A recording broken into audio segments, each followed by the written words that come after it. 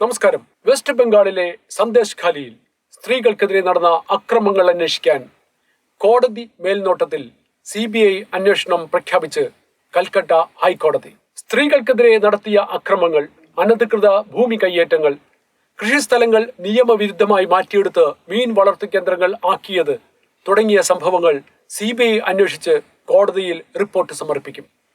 കൂടാതെ EDക്കെതിരെ നടന്ന അക്രമ സംഭവങ്ങളും CBI അന്വേഷണത്തിന്റെ പരിധിയിൽ വരും. അനധികൃതമായ കൃഷിഭൂമി മാറ്റത്തിന്റെ സമഗ്ര വിവരങ്ങൾ റവന്യൂ റെക്കോർഡുകൾ അന്വേഷിച്ചും നേരിട്ട് പരിശോധിച്ചും വിശദമായി കോടതിയിൽ സമർപ്പിക്കുവാൻ ചീഫ് ജസ്റ്റിസ് ശിവജ്ഞാനത്തിന്റെ നേതൃത്വത്തിലുള്ള ഡിവിഷൻ ബെഞ്ച് CBIയോട് ആവശ്യപ്പെട്ടു. വെസ്റ്റ് ബംഗാളിന്റെ വടക്ക് പർഗനാസ് ജില്ലയിലുള്ള സന്ദേശ് ഖാലി വാർത്തകളിൽ നിറഞ്ഞു നിൽക്കാൻ തുടങ്ങിയത് തൃണമൂൽ കോൺഗ്രസിന്റെ നേതാവായ ഷാജഹാൻ ഷെയ്ഖിന്റെ ക്രൂരകൃത്യങ്ങൾ പുറം ലോകം അറിഞ്ഞതു മുതലാണ്.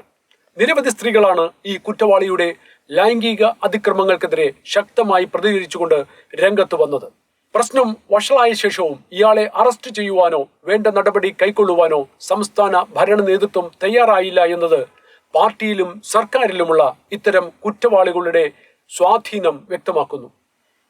ബംഗാൾ മുൻ ഭക്ഷ്യമന്ത്രി ജ്യോതിപ്രിയോ മാലിക്കിന്റെ കത്തിന്റെ അടിസ്ഥാനത്തിൽ ഇയാൾക്കെതിരെ റേഷൻ അഴിമതിക്കും കൂടാതെ നിയമവിരുദ്ധമായ എക്സ്പോർട്ട് ഇമ്പോർട്ട് ഇടപാടുകൾക്കും ബലമായി ഉടമസ്ഥരിൽ നിന്നും ഭൂമി തട്ടിയെടുത്ത് കൈക്കലാക്കിയതിനും ED 2 ഇൻഫർമേഷൻ റിപ്പോർട്ടുകൾ ഇയാൾക്കെതിരെ ഫയൽ ചെയ്തിട്ടുണ്ട്. ബലമായി ഉടമസ്ഥരിൽ നിന്നും ഭൂമി തട്ടിപ്പിടിച്ച് കൈക്കലാക്കിയ ഷാജഹാൻ ഷെയ്ഖിനെതിരെ 2 ഇൻഫർമേഷൻ റിപ്പോർട്ടുകൾ ED ഫയൽ ചെയ്തിട്ടുമുണ്ട്. അന്വേഷണത്തിന് വന്ന ED ഉദ്യോഗസ്ഥരെ കൂട്ടമായി വന്ന ഗുണ്ടകളുടെ സഹായത്തോടെ ആക്രമിച്ചോടിച്ച ഷാജഹാൻ ഷെയ്ഖിനെ ഗത്യന്തരമില്ലാതെയാണ് ബംഗാൾ പോലീസ് അറസ്റ്റ് ചെയ്ത് കേന്ദ്ര ഏജൻസികൾക്ക് കൈമാറിയത്. 34 വർഷത്തെ കിരാതമായ ഇടതുപക്ഷ ഭരണത്തിന് വിരാമമിട്ട് 2011 ഭരണത്തിലെത്തിയ മമതാ ബാനർജിയുടെ നേതൃത്വത്തിലുള്ള തൃണമൂൽ കോൺഗ്രസ് 3ാം വട്ടം അധികാരത്തിലെത്തിയപ്പോഴേക്കും പണ്ടത്തെ ഇടതു ഭരണത്തെക്കാൾ അഴിമതിയുടെയും അരാജകത്വത്തിന്റെയും സ്ത്രീപീഡനത്തിന്റെയും നാടാക്കി വെസ്റ്റ് ബംഗാളിനെ മാറ്റി എന്ന വിമർശനങ്ങളാണ് ഉയർന്നു കേൾക്കുന്നത്.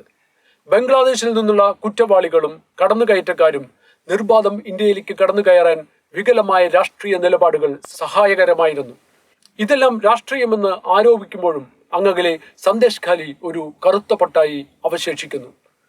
കൊടും കുറ്റവാളിയായ TMC നേതാവിന്റെ കടുത്ത നിയമലംഘനങ്ങളുടെ ചരിത്രവും അതിന് ഒത്താശ ചെയ്തവരുടെ ജാതകവും CBI ആഴത്തിൽ വിശദമായി പരിശോധിച്ച് സമഗ്രമായ റിപ്പോർട്ട് കോടതിയിൽ സമർപ്പിക്കുമ്പോൾ അത് മറ്റൊരു രാഷ്ട്രീയ മാറ്റത്തിന് തന്നെ കാരണമായേക്കാം.